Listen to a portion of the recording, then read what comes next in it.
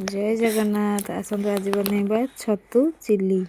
से काटी नहीं किसी छतु भलसे धोई नहीं शिमला पियाज रसुण कंचा लंका और किसी नहीं गुंड मसला।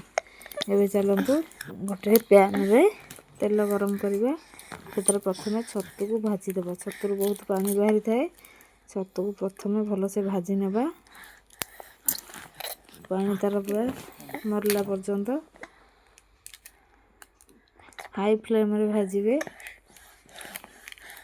देखो छतु गुड़िक आम भलसे भाजी बर्तमान गोटे प्लेट को काढ़ी नहीं चलन पकेबा 2 चम्मच कॉर्नफ्लोर।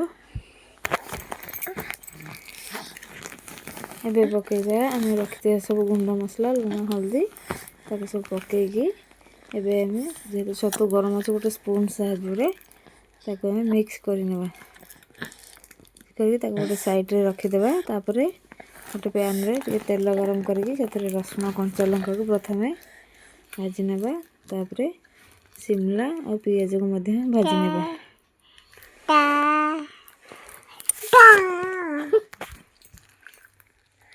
शिमला पियाज भाजवा समय टिके लुण पकई नेबे।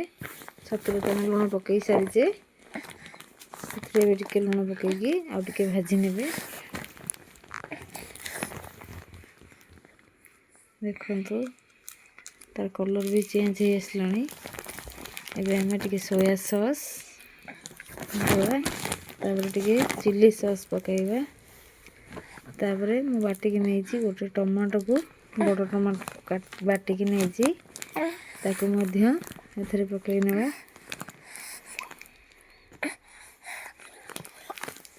तापर याको 2 ରୁ 3 मिनट भल से फुटेबा। कहीं कंचा टमाटो तार बास्ना जावाई फुटेबा। तापर भाजिकी रखि छतु को पकई नेबा ताको मिक्स करदेबा।